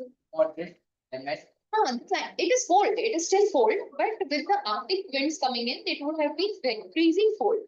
We can still cultivate. We can still live our lives over there. That is not such a big problem. Because of Great Himalayas, they were structured and Yeah, Great Himalayas act as a barrier, and they do not allow the Himalayas do not allow the winds to cross over and come to India and further cool it down. Okay. it is very good for also for the climate and for the agriculture of wheat and like That is here. For wheat, you have the western depressions coming from the Mediterranean. Mediterranean. So these depressions can come and go. Sorry, not here. Here, okay, they go to the western part of India, northwestern part of India, and Punjab and Himachal. That is where they give the rains. Okay, so in Himachal Pradesh, obviously the temperatures are lower. So what you will get essentially is snowfall. But in India, in the Punjab region, you will get light showers, which are extremely good for the harvest of Moisture moisture ज़्यादा होगा उसमें क्योंकि temperatures भी थोड़े low हैं पंजाब में, so clearly you will have that. Humidity वो अच्छी है इसकी. हाँ, humidity अच्छी है. वो immediate जब वो western depressions आने भी होते हैं दिसंबर में, थोड़ा सा early Jan में जब वो आते हैं. October में. और then थोड़ा सा लेट आएंगे, नवंबर के बाद आएंगे, after the cold is proper ना, उसके बाद आते हैं वेस्टर्न डिप्रेशन थोड़ा सा.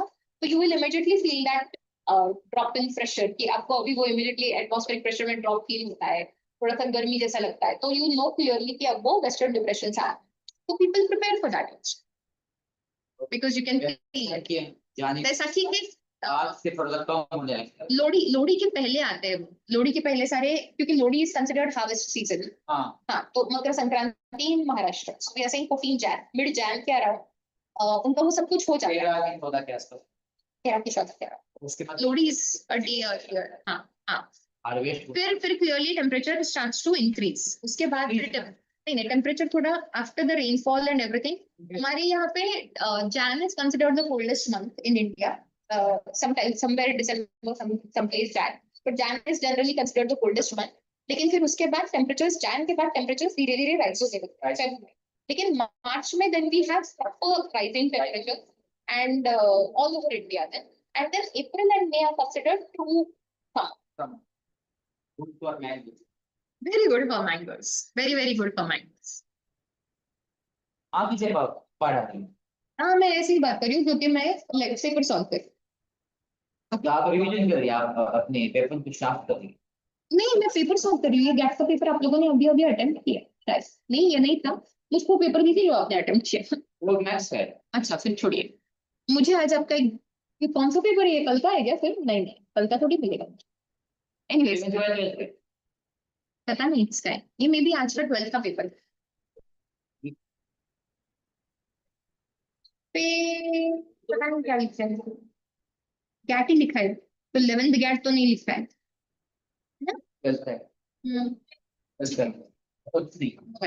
So this is correct that the orographic rainfall occurs when moisture is forced to rise over a topographic barrier. Windward side will generally receive more rainfall than the leeward. and leeward जिसको कम rainfall मिलता है is famously referred to as a rain shadow region. We'll go with all three of our.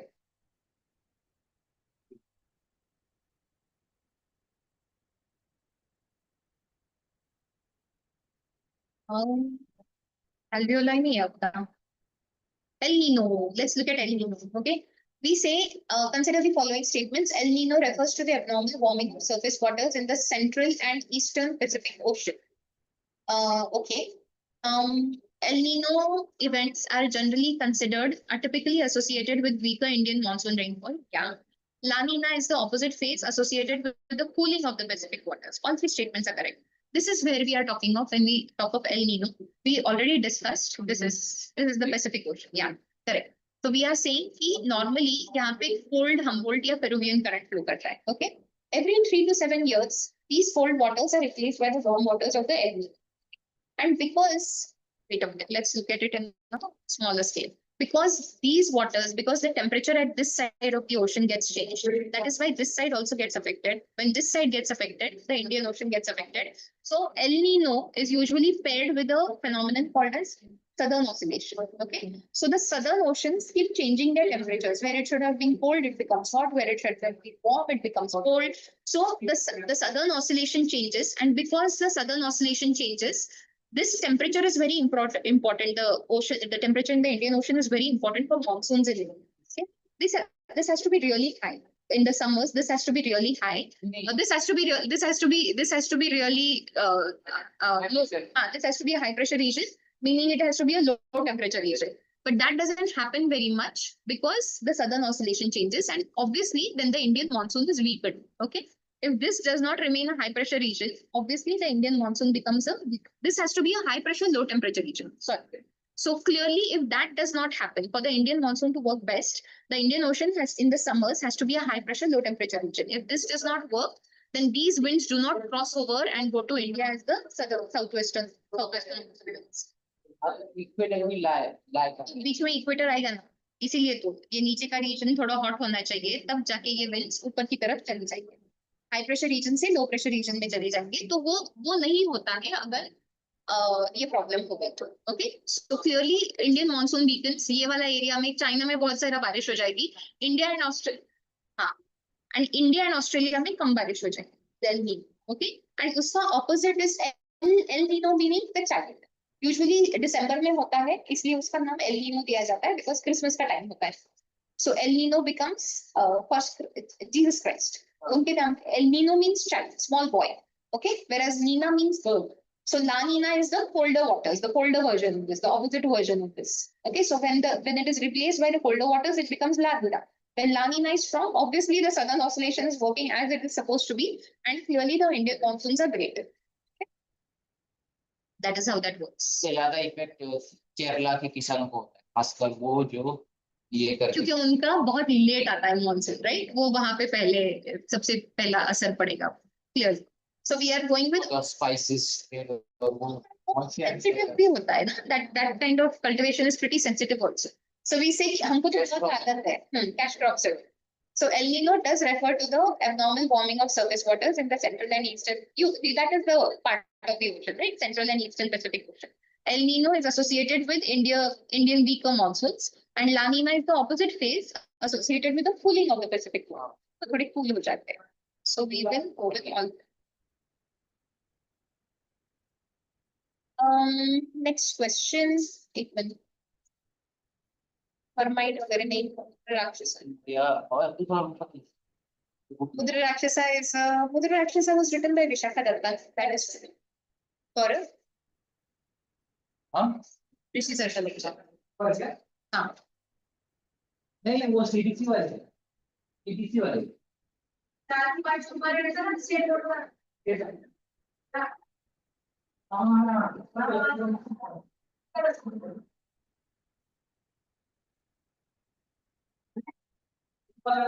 Are you here for geography? No.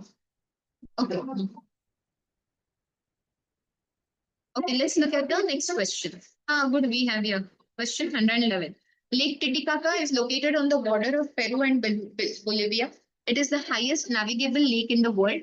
It lies within the Andes mountain regions. Okay, Lake Titicaca is famously a tall, I mean, it's a tall lake. Okay, it's a high lake, highly placed lake, one of the tallest lakes in the world.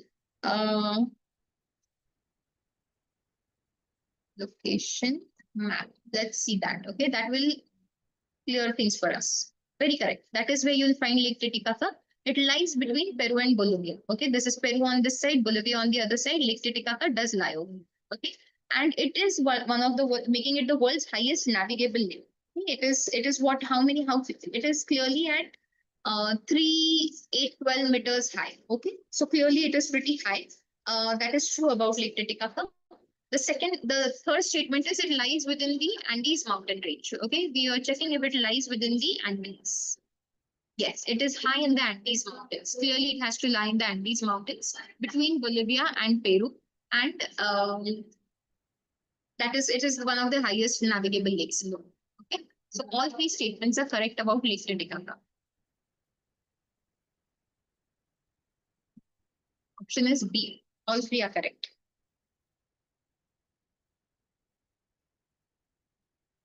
Which gas is primarily responsible for the greenhouse effect?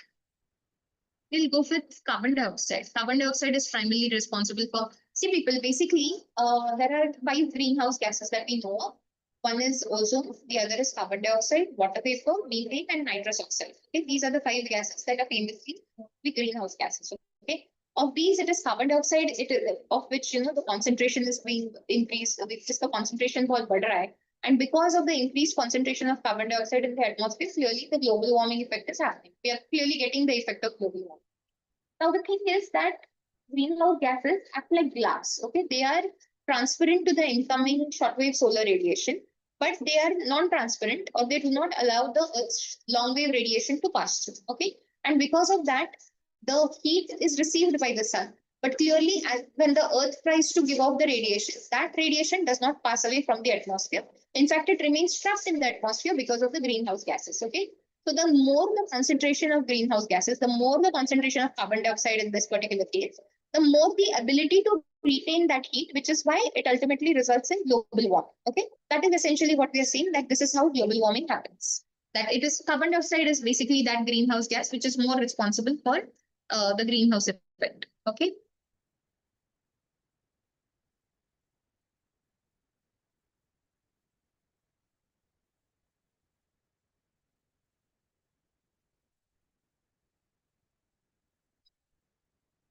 This question. Tides are caused primarily by the gravitational pull of the Earth's rotation, or 1 minute. Okay. Tides are normally caused by the Earth's rotation. Tides are primarily caused by the gravitational pull of the Earth's rotation, the moon only, or the moon and sun together, or sun only. Okay. So the gravitational pull cannot be of the Earth's rotation. The Earth's rotation will usually contribute to the centrifugal force. Okay, the counter force for the gravitational pull. Okay, the gravitational pull has to be from the sun and the moon together. Okay, but obviously the moon's gravitational force will be bigger because the moon is closer to the Earth. And gravity works like that. The closer it is, the stronger the effect. Okay. So clearly the moon and the sun together, that is going to be our answer. Okay, remember the Earth's rotation will cause the centrifugal force, which will be the counter force for the gravitational pull. And that is why you'll experience 2 high tides at diagonally opposite places on the Earth. Okay.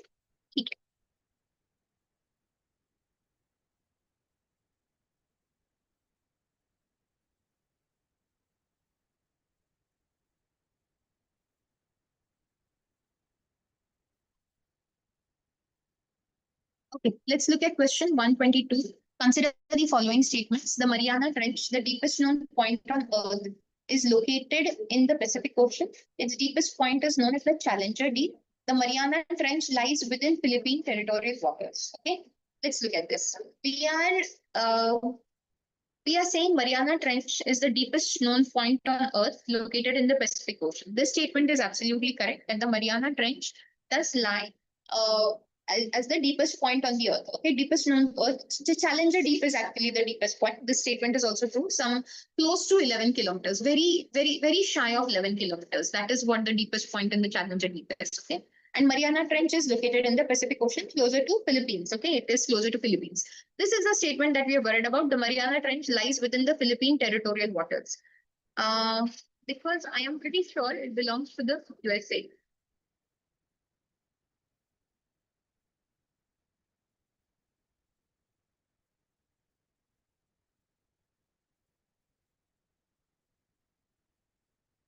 Correct.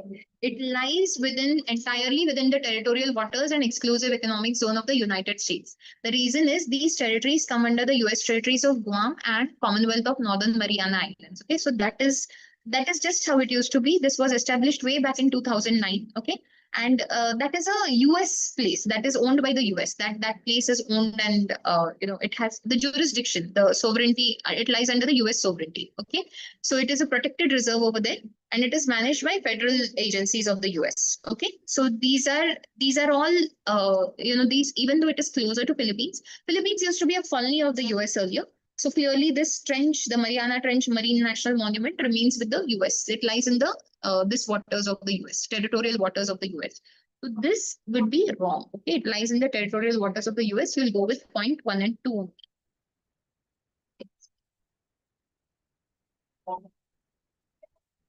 Okay. Question 123. Okay, consider the following statements. The intertropical conversion zone, ITCZ, shifts northward during the northern hemisphere summer. The shift of the ITCZ is linked to the differential heating of land and sea. Correct. The onset of the northern monsoon is associated with the northward shift of the ITCZ. Okay. Okay, correct. This is all pretty much correct. We are saying that what happens is that the intertropical conversion zone shifts northward during the northern hemisphere summer. Usually what happens is, this is how pressure belts are. This is the equator, okay? And this is the ITCZ at the equator. This is what we call as the ITCZ, okay? At 30 degrees north and south, you will have the subtropical highs, okay? And then at 60 degrees north and south, you will have the subpolar lows, okay? So you're saying the subpolar lows, okay? And lastly, at 90 degrees, you have the polar high, okay? That is how the belts are. Now, what happens is, and similarly, so in the southern hemisphere. Now, what usually happens is that as and how these belts are going to shift upwards or downwards, okay? They are either going to all migrate. This entire system of belts in the northern and southern hemisphere are all going to move towards the north, or they are all going to move towards the south because of the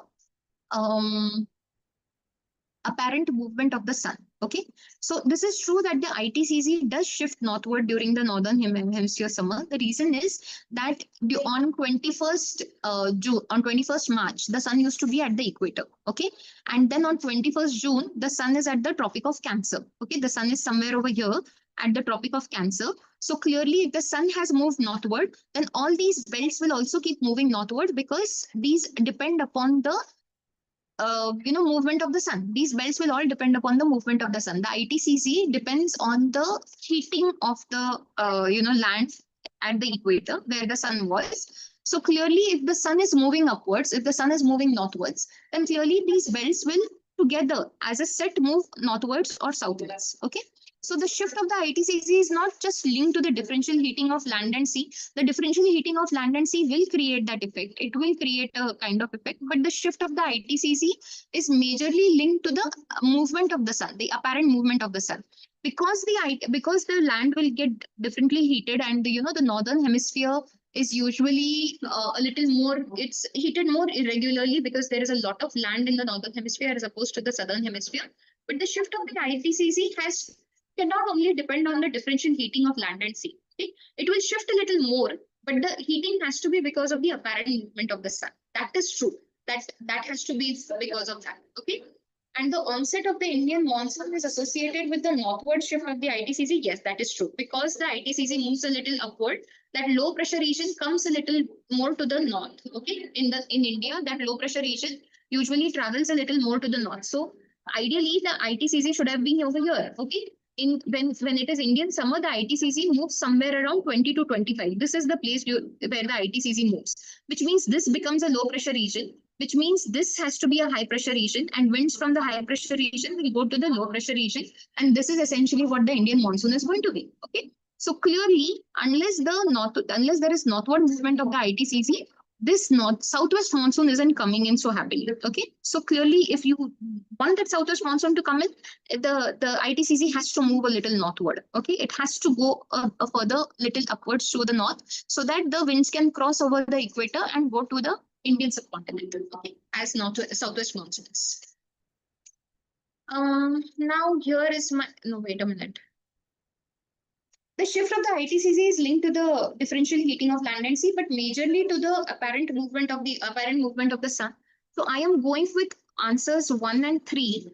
This I'm not very convinced about. Okay, so I'll go with 1 and 3 because the shift of the ITCZ is basically linked to the apparent movement of the sun. No matter how differentially the land was heated, all the belts would not have moved upwards. Okay, so even though the differential heating of land and sea in the northern hemisphere is responsible to some effect, to some extent, but clearly it is more due to the apparent movement of the sun.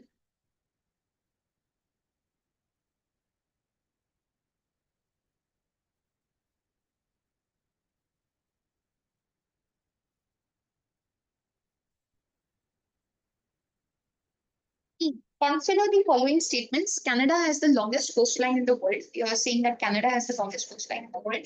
Indonesia, being an archipelago, has the second longest coastline in the world.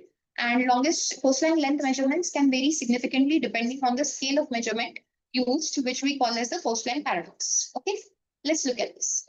Let's examine the first statement. Canada does have the longest coastline in the world. Okay, you're looking at, when we say Canada has the longest coastline, we agree that yes, Canada does have the longest coastline.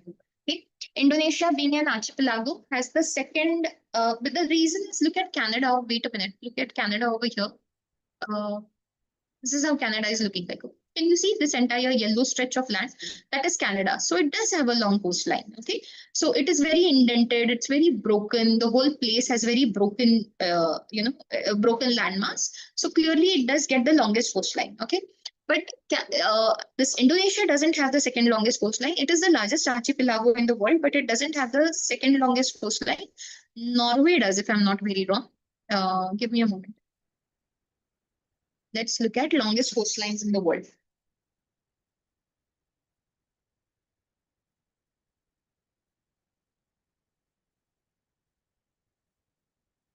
Okay, Canada has the longest coastline, followed by Norway, and then followed by Indonesia, then Greenland, and Russia. Okay, this is the breakdown of the coastlines. So even though among archipelagos, yes, Indonesia is the largest one, and clearly it has the longest coastline. But if you're considering longest coastlines in the world, the first will be Canada, followed by Norway, followed by Indonesia. Okay? So clearly Indonesia does not have the second longest coastline in the world. We'll not go with this statement. Okay, the first statement is fine, the second is not. So now we'll have to, obviously the answer is going to be 1 and 3 only, right? Coastline measurements, coastline length measurements can vary significantly depending on the scale of measurement used.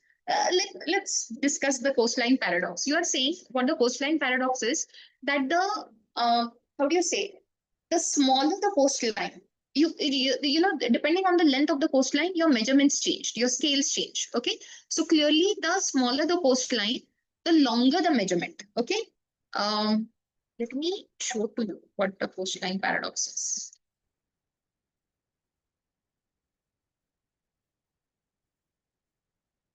Usually what happens is that you say that, if the length of the coastline becomes smaller, then the measuring tool also becomes smaller. So shorter rulers jo hote hai, they reveal more microscopic curves, bays, inlets. Okay, so if you measure it at an even smaller level, at an atomic level, it will approach infinity. Okay, that is how the this works. And usually when you are talking of coastline paradoxes, when the coastlines are fractal, when they, when they break a lot. Okay, this is essentially what this says. So the paradox will essentially highlight the impossibility of assigning a single true length to an highly irregular natural borders. Okay, without first defining the scale of measurement, you have to first define the scale of measurement and then measure everything accordingly. That should give you a true length. Okay, but ideally this coastline paradox will occur. So you have to be careful of that. You have to be mindful of that. That's what you're saying. So we'll go with options 1 and 3 only. The answer is going to be A. Okay, that is going to be your answer. We are not concerned with the Nagpur session. Okay, here we are. Consider the following statements. The tundra biome. The tundra biome is characterized by permafrost and very low temperatures throughout the year. Tree growth is largely absent in the tundra due to the short growing season, and the taiga biome lies to the south of the tundra and is dominated by coniferous forests. Okay, let's look at this. We say yes, the tundra biome is characterized by permafrost. The thing is that you understand how the thing works, right? There's taiga meaning the coniferous forest, so a little lower, around 55 to 60 degrees, somewhere in that region, north and south, and the tundra are clearly way above it. Okay, so you're talking of the above 70 degrees or 70 degrees north or so on and so forth. That is the tundra biome. Okay, obviously it is characterized by permafrost. It is, the ground is always covered by frost. Okay, because it is very cold. They're freezing cold temperatures, and the temperatures are very low throughout the year. So this is very true. Okay, obviously what sort of things will grow in the tundra? Mosses and lichens. That is the kind of growth you should expect. Okay, tree growth is largely absent, of course, because trees require soil. Tundra does not have, the tundra soil is frozen beneath that. If even if there is any soil, the possibility of having soil is very low. Even if there is any soil, it is going to be very infertile, and it is not going to be really fertile, and it has a very thin soil cover. And how are you possibly going to have any tree growth without any soil or nutrition, right? So clearly the tree growth is going to be largely absent, and the growing season is also very short. Okay, because for the growing season, you don't require all cold, right? You at least require some warmth. Without the warmth, the growth of the trees is not going to be possible. So clearly, since there is no warmth, the tree growth is going to be very absent, quite absent. And the taiga biome lies to the south of the tundra and is dominated by coniferous forest. This is also very true.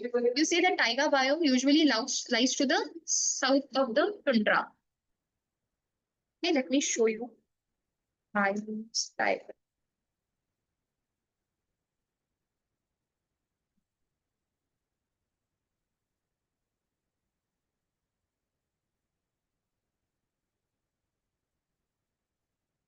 Can show you the ones in this. Wait a minute.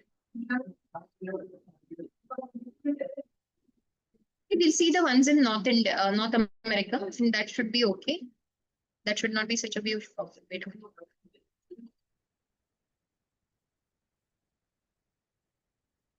Okay.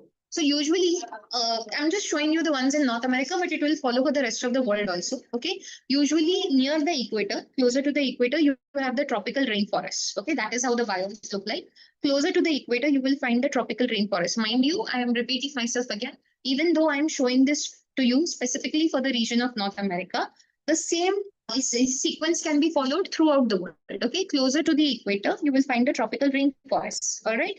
Okay, so obviously it means it rains a lot, the temperatures remain uniformly high, and there is high humidity, high precipitation, pretty warm also. Okay, so that is so clearly, and an abundance of trees. The rainforests are abundance of trees. Okay, you have year-long growing cycles and everything, and clearly, and multiple types of trees with different growing seasons. It's a mix of everything. Okay, that is the rainforest. All right, then obviously this is the western coast, so you will obviously have the desert part. The desert can be either in the middle, or it can be usually between 15 to 30 degrees north and 15 to 30 degrees south. Deserts are usually found on the western coast of continents, which is a combination of cold currents and trade winds. Okay, offshore trade winds that will usually cause the deserts to go on the western coast of continents between the latitudes 15 degrees to 30 degrees north and south. Okay, so this is how that looks like. That is the deserts for you. Grasslands will usually appear in not tropical, sometimes subtropical, temperate. Okay, subtropical and temperate. Those are the two places where you will mostly get grasslands. Okay, and grasslands are considerably dry. So you will mostly find them in continental regions, not on coasts. Okay, grasslands are rarely found on coasts. You will mostly find them in continental regions, in the middle of the land, in the middle of the continent somewhere. Okay, temperate deciduous forests are usually found once again in the you can have temperate deciduous. In India, you have the tropical also ones, the tropical deciduous ones also. Temperate or tropical, depending on which region you lie in, deciduous forest would mean that you have a proper, there is a proper shedding season. A leaf fall season. That is what the deciduous forest would mean. That there is a proper growing season and there is a proper shedding season where the trees shed their leaves. That kind of a season. Okay, so that would be considered this. This is a different type temperate rainforest, not found everywhere. Obviously, clearly because you get a good amount of rainfall over here. Okay, this part of the world receives a very good amount of rainfall. Hence, the temperate rainforest, you will get a lot of varieties over here. And this region should ideally be the taiga. Okay, so here what you have is you have a good. Usually, you get good rains in the summer. Okay, and clearly a little mountainous, this region is pretty mountainous, so you will, and the soil cover is also pretty okay. You will get all sorts of conifers in this region. Okay, high altitude conifers, alpine trees, you will get these over here in the taiga region. Okay, and clearly to the north of the taiga you find the tundra biome. Okay, and tundra biome is going to be really cold, so short growing season like we discussed. Okay, so that is going to be the tundra biome. So here your answer is going to be clearly yes, the tundra biome is characterized by permafrost and very low temperatures. The tree growth is largely absent because of the short growing season. And the taiga biome lies to the south of the tundra and is dominated by coniferous trees. Okay. Yeah, this should be okay. So we'll go with all three.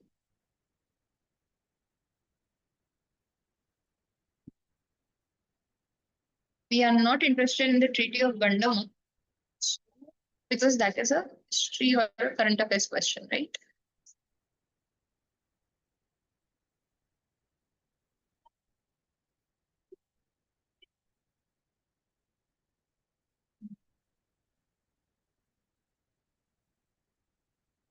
Yeah. Question 145.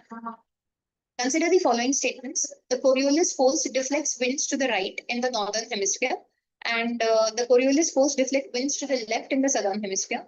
And Coriolis force is zero at the equator and maximum at the poles. Okay, let's understand what the Coriolis force is. We are saying this is the equator, this is the Earth, okay, and this is the equator. All right. Now, what happens is you need to understand that the whole Earth rotates at an angle of 360 degrees and completes this entire rotation within 24 hours. Okay. So irrespective of wherever you are on Earth, this rotation will be completed within 24 hours. But you obviously realize the disparity between the distances. Okay. The equator is clearly bulky. And this region is clearly a little bulkier. So obviously the linear distance to travel in this space or at this latitude is obviously greater. Okay. And these latitudes keep on getting smaller and smaller as and how you move from the equator towards the poles. Okay. So now as these latitudes keep on getting smaller, obviously the linear distance of these latitudes also keeps on getting smaller, which means that the equator will have to be at the maximum and run at the highest speed to complete this entire rotation within 24 hours. Whereas the latitudes at 23 or 66 or even further at 90 degrees will have to run at even lesser speeds to complete the same rotation in 24 hours. Okay, because clearly the distance to travel is less for these latitudes, as in how you go from the equator towards the higher latitudes. Clearly the distance to travel will be lesser. So the equator will run at the maximum speed. Okay, the linear distance or the velocity or speed at the equator will clearly be the highest. And then the speed will keep on getting lesser and lesser as in how you move from the equator towards the poles. Okay. Now, Coriolis effect, we should not necessarily call it a Coriolis force, but the Coriolis effect is necessarily because of this differential speeds. Okay, because the different latitudes move at different speeds, the Coriolis effect occurs. Okay, so essentially, if you're moving across latitudes, say you're supposed to move from point A over here to point B. Okay, so essentially, you should have moved from point A to point B. All right. So if both the equator and 23 degrees or 25 degrees, whichever point we are, were traveling at the same speed. Okay, if they were traveling at the same speed, then this point would have been exactly the same. Okay, it would have exactly landed at B, absolutely perpendicular to that of A. Okay, but you have to understand that they're not traveling at the same speed. Okay, clearly equator is faster and 23 degrees north is clearly slower. Okay, so at the time that equator has reached point A over here, okay, and this it is expecting this latitude also to reach point B. Actually, the point reached is only over here, okay, B1, because this is lagging. The latitude at 23 degrees or even further is lagging behind the equator, and clearly it does not reach as far as the equator within the same space of time. Okay, and hence when the a freely moving object or like a wind or an ocean current or even even if you consider planes or ships or something like that, when they are traveling across latitudes, they do not necessarily land at the same destination that they had originally planned to. There is always, the navigation always has some inherent inbuilt course correction to make up for this effect. Okay, to make up for the Coriolis effect, right? Okay, so clearly what happens is what should have landed at B lands at B1, And in the northern hemisphere, the deflection will always be towards the right. In the southern hemisphere, the deflection will always be towards the left. Okay, that is where the deflection happens. And that is true. And clearly, the Coriolis force is zero at the equator because the distance, the differential, but the difference between the speeds at the equator will be zero. Because what is the maximum speed on the entire Earth at the equator? If you're comparing distances if you're comparing the differences between speeds at the equator, it should be zero. And if you're comparing and this poles at the poles, clearly the distance or the speed, the distance to travel is very minimal because the pole is what, just a point, right? So the distance to travel is very minimal, and hence the speed of rotation is also the linear speed is also very low, and or almost zero. The linear speed is almost zero. So clearly the Coriolis effect will be maximum at the poles. So Coriolis effect will be maximum at the poles and zero at the equator.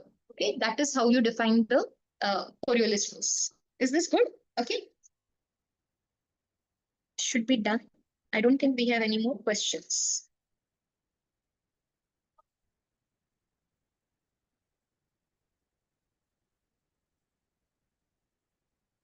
Oh, no, we have this one. The Atacama Desert is located in Chile. Okay, it is considered one of the driest non-polar places, and the dryness of the Atacama is mainly due to the Humboldt current. Okay, here we are. We are talking about the Atacama Desert. Okay, Atacama Desert. Okay, the Atacama Desert lies over here. Okay, this is the place where the Atacama Desert lies.